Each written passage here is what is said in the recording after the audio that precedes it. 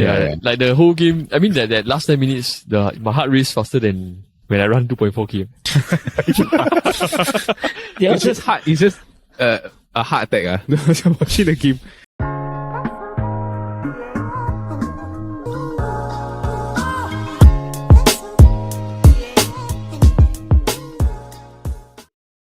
That wasn't a red, that wasn't a yellow. This is the Football Kaki. Hi there, hello. I'm your host, Mida Leong, and welcome to another episode of the Football Kaki podcast. Now, for those of you that are tuning in via YouTube or any sort of podcasting platform, hi again. Thank you so much for giving us a try and for giving us a listen.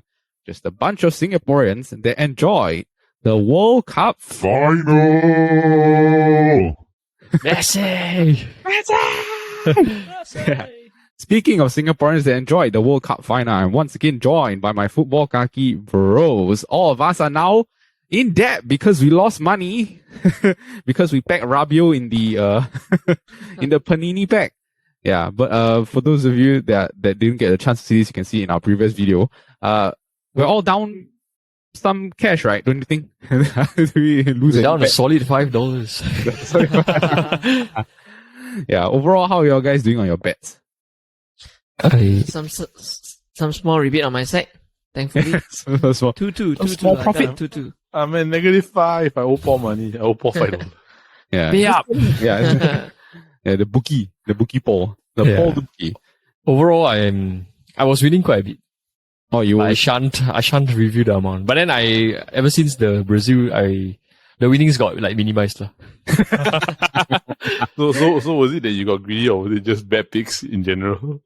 Okay. No lah, it's like, cause you play for fun, right? Like the whole tournament, I put in a certain amount and I just play around with that money. Yeah. No, like, it was all Oxford's fault. They asked you to go and bet on the Brazil, Drake, the algorithm. This Drake bet $1 million on Argentina to win. Yeah, he bet 1 million on Argentina. You bet 1 million for Argentina to win. What? But the thing is, I don't think he won because he bet 1 million in normal time. Oh. Then the game drew, then go extra time, right? So the curse lives on. Yeah. This Drake curse, right? You know about it, Jordan and L, right? Whoever team he bets on always loses. Yeah. Yeah, there was one post on ESPN FC, right? Argentina fans when Drake bet, then they just Messi just holding his head. Yeah, the panic and fear. Speaking of Messi, let's talk about the crazy and insane World Cup final. We have to go and discuss what is arguably the best World Cup final that has ever been put on.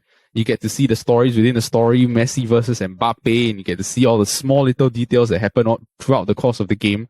I think let's just start first off by understanding the scope of the game. Do you guys think it was the best game ever in World Cup history? Or like a World Cup final or anything like that? It's definitely the most insane final ever. Yeah, in World Cup setting. But to me, I think it's the most insane football game ever as well. Yeah, crazy. Yeah. Every half got goals, even to the extra times, to the penalties, all this. Yeah, insane.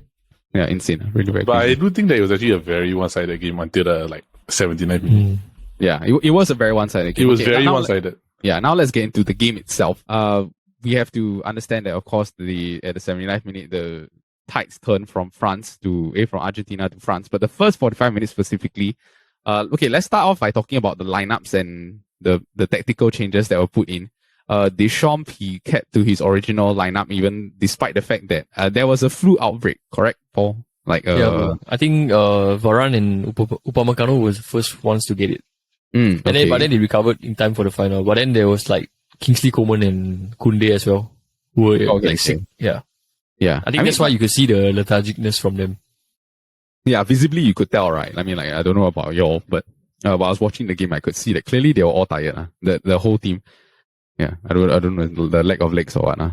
But aside from the tactical perspective, Argentina also, they set up an interesting idea. They go and put Di Maria on the left to start the game. He did not start for the previous few games. They were playing Papu Gomez, correct, Paul? They were playing Papu Gomez. Yeah, I think it was true, but I only know he didn't start the previous game. Yeah, he did not start the previous game against in the semis lah. Yeah. But what a masterstroke decision to put. I think also it's like the weightage of this, like his last Argentina game as well. Like him and Messi, right? Both of them. So like, and he's like a World Cup final. It's like a final player lah. Like he just shows up in like important games. He's just big game Di Maria. Big game Di Maria. Big game Di Maria. Real Madrid Champions League final, World Cup final, Argentina. The Copa del Rey also he assists to Ronaldo. Correct. Such So a it's just different from the first game. It's just when there's a big game, right, and Di Maria's playing, he's bound to just do something. He was just cooking everyone on that left side. I think it was a very good decision to put him on the left. And he doesn't normally play on the left. He always plays on the right. Then because I think the France right back was who? Koundé, right? Koundé. Yeah. So you rather go against Koundé, whose natural position is not right back, or you'd rather play against Theo Hernandez, who's like having a superb tournament, Yeah. So that's why I think they target Koundé at right back. Yeah, very weird that they swapped him to left, but in the end it bear fruit lah. This whole decision. Speaking of the people that he cooked, he just cooked Dembele alive to go and get that penalty, the first goal. Like, we have to talk about Dembele. I think that was the worst, one of the worst individual for 40-minute performances I've ever seen anyone play. And in a final, and shocking because he was having a good World Cup, like a steady World Cup. What do you guys think? Was it like a bad, horrible performance on your end? What's your perspective on it? I think France, they tried to keep the way of style of play the entire tournament. Mm-hmm. So like they played the same way against England, right? Yeah. So they felt like, okay, maybe this will work against Argentina because Argentina players are shorter than the English players. Mm-hmm. Yeah, so it turns out to be wrong. Yeah, it did turn out to be wrong. In the end also, this Dembele, I think he got dispossessed 6 or 7 times, and easily, right? Like, aside from giving away the penalty, wouldn't you guys say? Yeah, then Deschamps had enough of him. 40 minutes, he didn't even make it to halftime, and he's gone. Yeah. Actually, I felt bad for Giroud because it's not his fault that he couldn't get any service done. They were just like destroying the midfield was just destroying all of the passes into the Okay, let's talk about the goals first prior to the substitutes coming on. The first goal, do you think it was a penalty? Yes. Yes, it was a bit unfortunate. Yeah, it looked like Di Maria was already falling down, but Dembele's leg contacted with his leg, with Di Maria's leg. So by that, just by the touch and Di Maria already going down already, it's a penalty. Yeah, savvy, and it's Argentina in the final, so yeah, the savvy nature of it all. Then the second goal. What a goal! Yeah, do you think it's a goal of the tournament? No, I don't think it's goal of the tournament. But it was a good team goal. It was a very good team goal. Yeah. The beautiful setup for everything, especially like when you see Messi do that one flick thing where he think he just tap it over to the side. Then Julian Alvarez to McAllister, right? I think they didn't take more than 2 touches each in that build up. Yeah, everyone just picking the ball around. It's like and if you actually see leading up to the goal, right, the midfielders were pressing very hard. So they were pressing to really get the ball back. Then it was a press that triggered the whole counter attack. Yeah. And then I think like Deschamps, he had no choice but go and substitute people. So Messi scored the first goal, the penalty. Then after that, Di Maria scored the second goal. They brought on the 2 subs, and then after that, we moved into the second half of the game. I would say for the first 25 minutes of the second half, Argentina was still heavily in control of the game. Correct? Yeah. Then but you could see that they were getting tired. I don't know about y'all. That's where they started to go downhill because they started to waste time already. They started to waste time too early. Yeah. Like you see this DePaul lying down at least 4 or 5 times. And the Romero also, any chance they get, they will just lie down. Yeah. But I also think DePaul, right? He really got whacked a lot during the game, man. Yeah. It was like on the floor. He's on the floor again. Reminds me of the Schweinsteiger in 2014. Right. He's just getting better in midfield, Yeah, all the passion, man. Wow, but he really played very well. Okay, specifically the Argentina midfield, they played very well. Okay, now after that sequencing of events, when they started to waste time, and then you could see that they started to go to the corner flag. Yeah.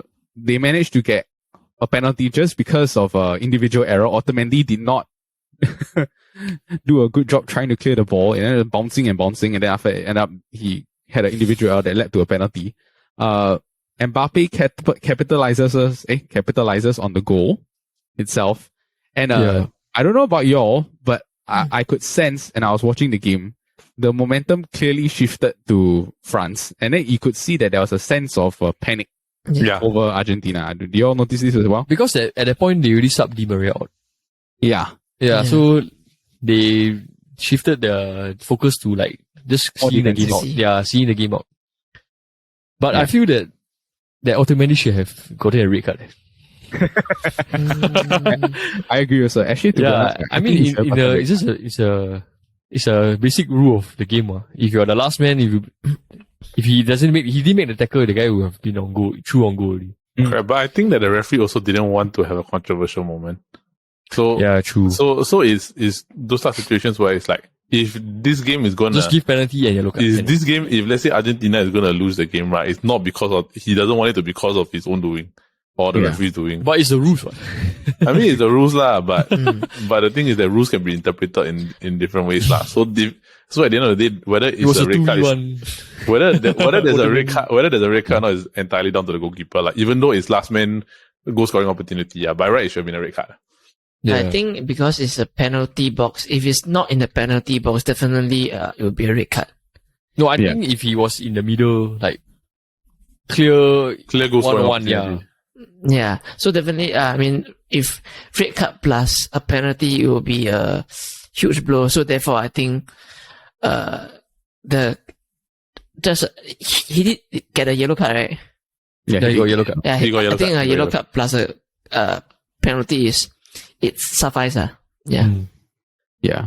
And after that penalty that happened, Mbappe he shot left. Okay, first penalty for Mbappe. Second goal was an insane goal. Goal of the game, bro. I think that's goal of the game. Yeah. That is when you see like, oh yeah, he's a brilliant player. Like you get to see the magic when Mbappe plays that one shot volley, just a bam and then fly. And then he just a 1-2 flick with who's the person he flicked? Kolo Muani. Yeah, Kolo Muani. What a sick play, man. But but side note, right? I wasn't actually watching the game when that goal happened.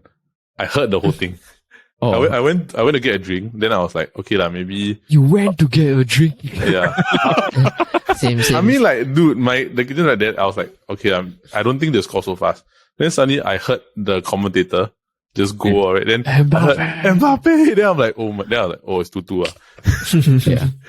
And from the Mbappe goal, right? Okay, from that penalty all the way up to the end of the game is when everyone that is a Messi fan had a heart attack. Everyone that was watching this game, right? Even from casuals, everyone said, right, it's the most heart-inducing, adrenaline pumping game they've ever watched. From that point on, it was magic. It was amazing. It was just all from that point on, especially the last 10 minutes of the game after Mbappe scored the equalizer. It was all France. France could have won. France could have won in normal time. I feel they could have. Yeah. Like the whole game. I mean that last 10 minutes, my heart raced faster than when I run 2.4 km. It's just hard. It's just a heart attack. Watching the game. And then I was texting because all of a sudden, right, I have a lot of group chats that are not football fans that all of a sudden are watching the game, right? They're like, oh my god. Then you can see, say, I'm going to faint. Oh my god, having a heart attack. You see all the girls that are texting watching the game. Yeah, see crazy, this guy, Argentina number 4. He do a scissors kick on second half. Montiel. Oh yeah. Wow, what a shot! That is so FIFA. Do the Bugatti finisher. The scissors kick. You do the scissors kick. Yeah, the scissors kick. Oh, okay. That was crazy, man. And then after the game ends, they sequence it into extra time. Okay, prior to that extra time itself, there was a bunch of crazy moments that either side could have won the game. They go into extra time and you could see Argentina, they sort of settled down into the game. They were like, okay, let's not overreact to the situation. It's a draw, let's play the extra time. They managed to go and get a goal to go ahead. Messi with that, I think the most unbeautiful Messi goal ever. But yeah, you got to go in. The fox in the box. But the touch from Lautaro Martinez though. Yeah. Oh, what a touch, man! Like the touch and the layoff to Messi, then Messi pushed it back. Yeah. He almost took the Lloris's head off, right? Yeah. It was like straight at him. Yeah, straight at his head. Just whack. And this Lautaro Martinez should have scored the goal, but his heading sucks. I wanted to bring this up later, right? But I'm like, Lautaro Martinez could have won that game at least 3 times. Yeah. Yeah, he could have Three won it different times. Yeah, he was okay. He played an interesting game, but his finishing is questionable for that game. Yeah. Yeah. Now, in that moment when Messi scored, how do y'all feel? Oh, I was like, wow. He was like, that's it already. Yeah. Like, now he's not going to get away from him. You know, like when he scored, right? Yeah. He's like, this is the moment. Yeah, it's fake. This is the Iniesta moment. I was like, he won the World Cup with a winning goal. Yeah. Like what a way to go out. Yeah. Or what a way to cement yourself as like the goal. This is like, that would have been the Iniesta Götze moment. Yeah. The Iniesta Götze moment. And of course, we all thought that was going to be the end of the game, but Montiel raised his hand and said, "No, this is not the end of the game." Yeah, he's like, "Hold up here," and he conceded the penalty. It was a penalty, right? It was a blatant penalty. Yeah, it was a blatant penalty. Like it was a handball. Yeah, he almost got it. No, he didn't get it. Okay, okay. So Mbappe converts the second penalty. And that moment in that moment itself. France, they already took out all of their experienced penalty takers. Okay, so Giroud is out, Griezmann is out, Dembele is out. And then after that, they took Rabiot out as well. Yep. And then on the pitch were all of the young kids. So it was like Camavinga, Tchouaméni, Coleman. Yeah, Coleman. Oh, Coleman's not really young. Kolo Muani. Yeah, Kolo Muani, Thuram, young kids. Thuram, yeah. Yeah. Do you all think that going into that penalty shootout, did France have a chance or no? No, I was telling my friend, they say if go penalty, how? I say Argentina will win because of Emi Martinez. Yes. And also because like they brought so many young players on, right? But young players, you don't need legs to play a penalty shootout. Yes. You need skill and maturity and like experience. Yeah. Which is like totally different. Because you could see Argentina, later they brought on who, right? Paulo Dybala. Yeah. Who just came on specifically to take the penalty. He came on ice cold, and scored the penalty. Okay, now let's move into that shootout. Last minute. No, wait. Yeah. The France had the last chance. The last chance. Before we go into the penalty shootout, right? I was telling Paul, previous to this game, because we were doing a team of the tournament or the team of the World Cup stage, right? I was picking between Livalovic and what was his Livakovic? Livakovic and Emi Martinez. Bono. Yeah, Bono or Emi Martinez. Either of these three players. That one save, I really think you just like you cemented yourself in the history books of football. This one save is iconic for the reason that it saved Argentina and Messi's legacy.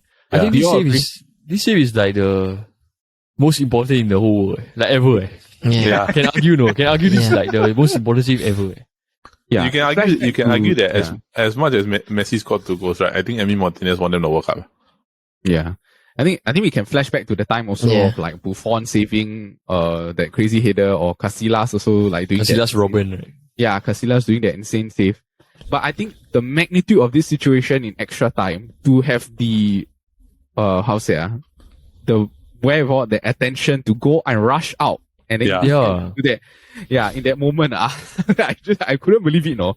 If he stayed on the line, right, I think he scored already. No, he scored already. He confirmed scored already. If he stayed on the line, Yeah, if he stayed on that line, right, it would have been game over. And I think it also, it was unlucky that if it fell to such a young, inexperienced player. If it were to fall Mbappe, to maybe Mbappe might have like circled the keeper and scored, or Benzema might have laid it off for someone else. Griezmann would have finished it into the corner already.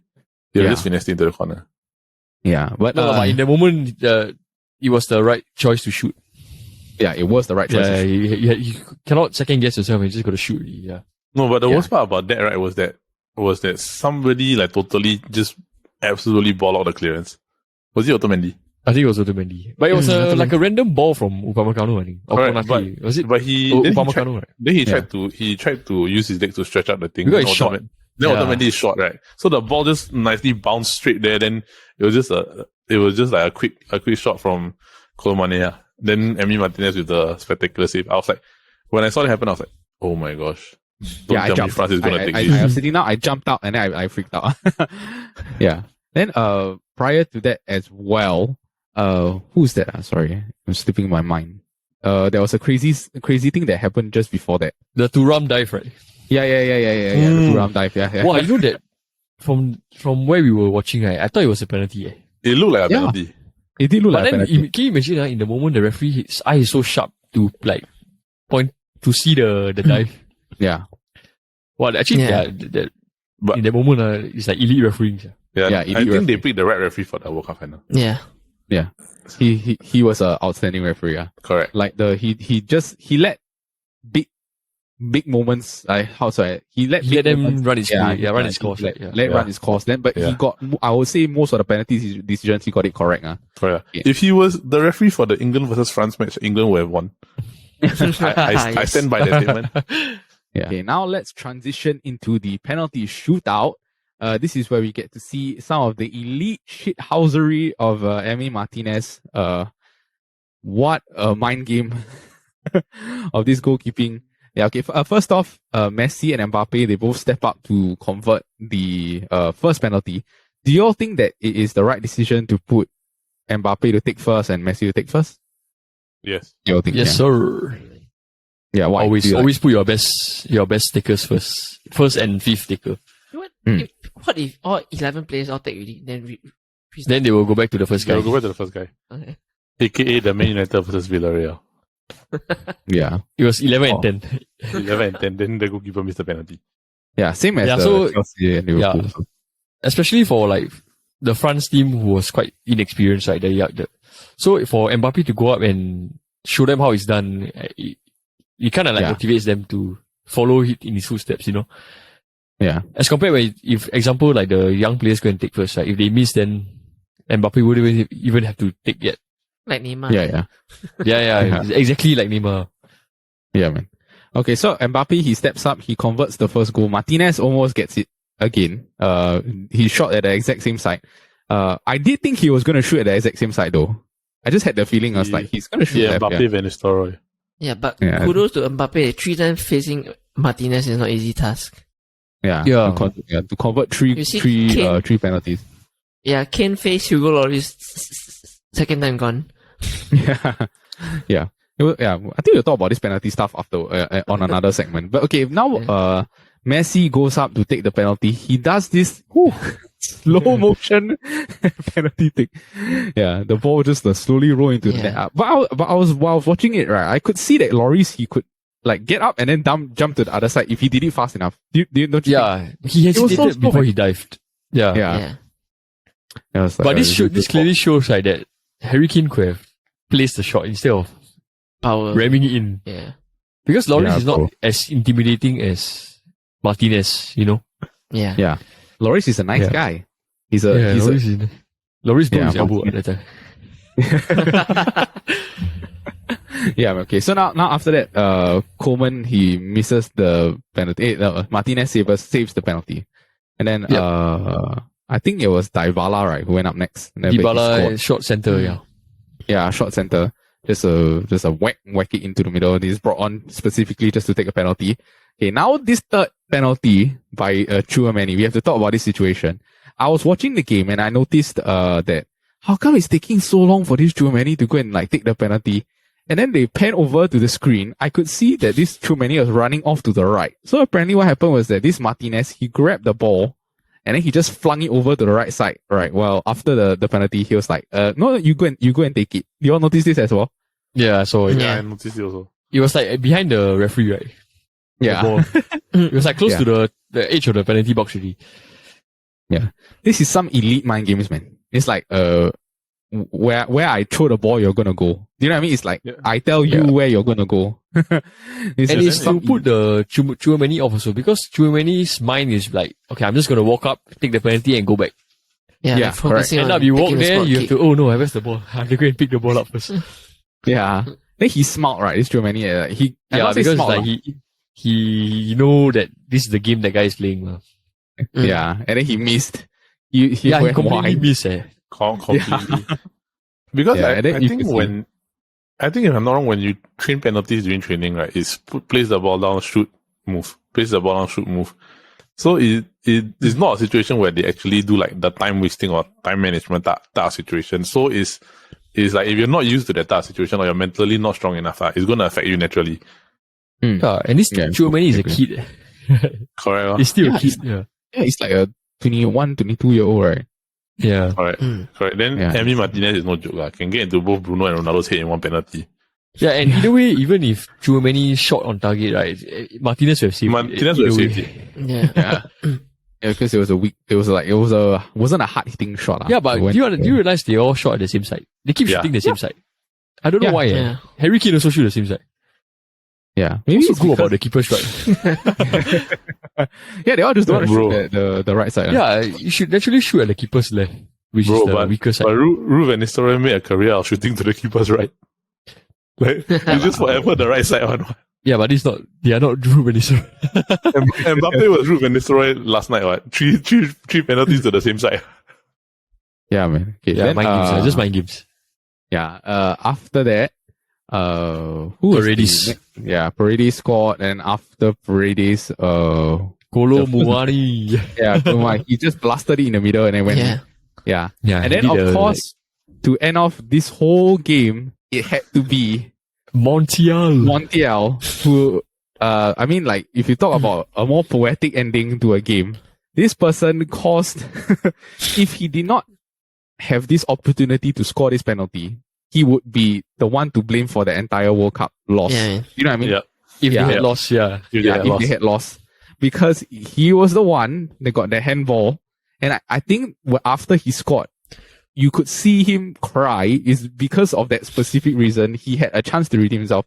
It's amazing how the world works, right? Do you know what I mean? Like, he had the relief, right? Yeah, like they give you this chance once again to go and redeem yourself for your mistake that happened over the course of the game. He ends up scoring. Argentina win it all. Do you see Messi? He just fell to the ground. He just collapsed. Yeah. This Di Maria, right? The whole game, right? Score one goal, cry. Then the France concede, cry. Equalize, cry. No, I think because, to be honest, if we watch at home, we're so emotional, right? I cannot even really imagine like the scenes when you're there, you know. If you're actually playing the game. No, but also it's because there's been situations where Argentina have already faced so much heartbreak already. Yeah. Especially like, they lost too many Copa. They lost a lot of finals. So they lost the 2014 World Cup final. They lost. Then after that, they lost another 16 Copa. 18, they lost 16 Copa, 18 Copa also. I think. 18 Copa World Cup they out. Yeah, 18 World Cup they out. Then I think before the last Copa they lost one also. 2020 they lost also. 2020 they lost. Then last year they won. Yeah, they won the Copa finally. Yeah. But I could tell from Messi, it was more of a relief. It wasn't so much a joy. It was like a burden, like lifted off. Okay, finally. Yeah. I was like, I'm a made man. It's like the burden passed down from 36 years ago. Yeah, he's like a burden lifted off him. Okay, now let's talk about the legacy of it all.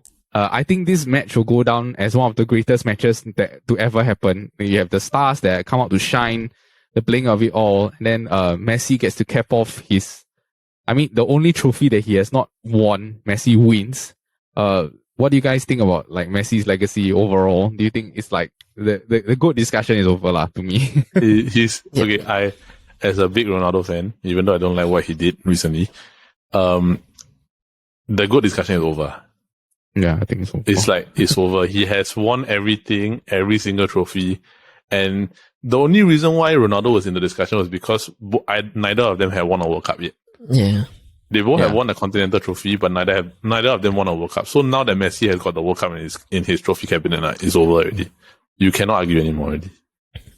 Yeah. What about the rest of you?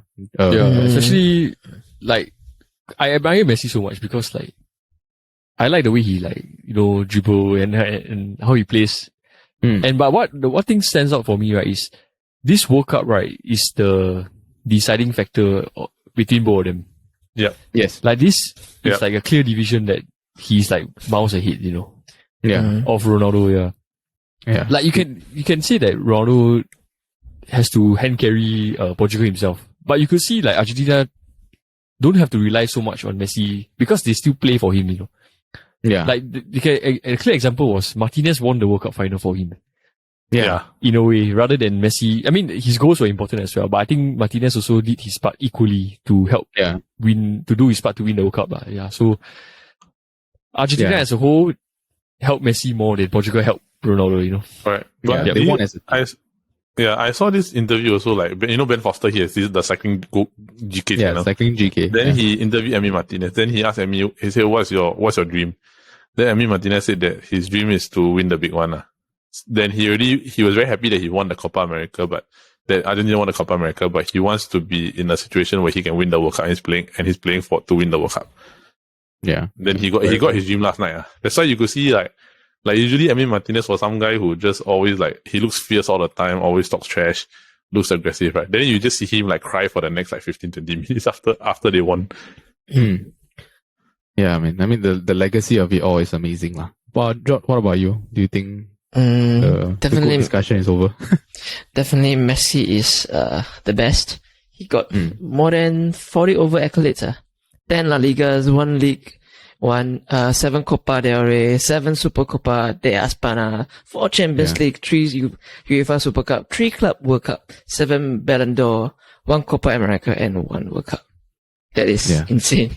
Who in the world, who will be the next? I don't know. Can achieve these achievements. I don't think anybody will be able to. And you know what's the best part? I think he will win the Ballon d'Or. So you have 8 Ballon d'Ors and Ronaldo have 5. So easily he was gonna be the benchmark moving forward already. Yeah. The side of the spectrum, we're talking about players that could eventually catch up to Messi. Mbappe, I mean, we're talking about the stars of this tournament. They did not manage to overcome the deficit, despite the fact that he single-handedly carried France to a comeback to bring it to 3-3. I think he's the only hat-trick scorer to ever not win the World Cup, right, in the final. I think it only happened twice in the history of the World Cup. Do you see the Macron, the president of France? Yeah, he was trying to console him like a parent. It's like as if, it's as if we fail a PSLE or we fail a penalty shootout in the CD forever. Then Lee Hsien Loong come and come out.